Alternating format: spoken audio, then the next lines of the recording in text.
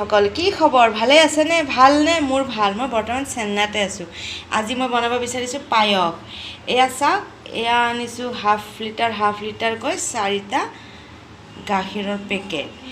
তাৰপিছত মই ঘৰৰ পৰা আহোতে লৈ আহিছিলো জহা চাউলৰ লগত পায়স বনাম কেনেকৈ বনাম আপোনালোকক দেখুৱাই থাকিম ভিডিঅ'টো আপোনালোকে চাই থাকিব শেষলৈকে স্কিপ নকৰিব লৈ আহা জহা চাউল মোৰ 1 পোৱাৰ অলপ কম হ'ব এইখিনি চাউল অলপ সময় তিয়াই থব লাগে তিয়াই থোৱাৰ পিছত চাউলখিনি ধুনীয়া কোমল হৈ যায় জহা চাউলৰ যি পায়স বনোৱা যাব সেইটো খাই বেছি সোৱাদ লাগে সেইকাৰণে মই অলপ পানী তিয়াই থৈছোঁ জহা চাউলখিনি তাৰপিছত তিয়াই এইখিনি কেনেকৈ বনাম আপোনালোকে চাই থাকক এইখিনি পূৰা উতলাই ল'লোঁ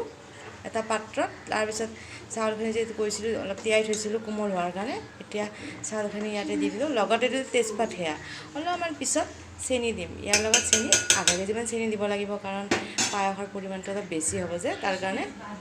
আৰু খিচমিচ বাদাম সেইবিলাকো দিম আপোনালোকে চাই থাকিব আৰু চেন্নাইত যে মানে পায়স বনোৱা চাউলটো পোৱা যায় কিন্তু আমাৰ জহা চাউলৰ যিটো আমি জহা চাউলৰ পাওঁ অসমত সেই জহা চাউলৰ সেই স্মেলটো পোৱা নাযায় তথাপিতো ইয়াতে মানে বাধ্যতে খাইছিলোঁ আৰু আগতে সেই চাউলেৰে বনাই ইয়াৰে পোৱা যিটো চাউল পোৱা যায় ইয়াত সেই চাউলটোৰে খাইছিলোঁ এতিয়া যেতিয়া ঘৰত গ'লোঁ ঘৰত যাওঁতে মানে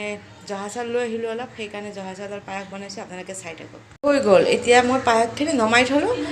আৰু আপোনালোকৰ এই পায়সখিনি মোৰ কেনেকুৱা লাগিলে মিঠাটো হৈছে মই টেষ্ট কৰি চাইছোঁ আৰু এতিয়া খাব হৈছে আৰু ৰেডি মই পায়স বনোৱা ভিডিঅ'টো চাই আপোনালোকক কেনেকুৱা লাগিল যদিহে ভাল লাগিছে তেতিয়াহ'লে লাইক কমেণ্ট শ্বেয়াৰ কৰিব আৰু আগলৈ মই কি ভিডিঅ' দিলে আপোনালোকে চাই থাকিব জয় আই অসম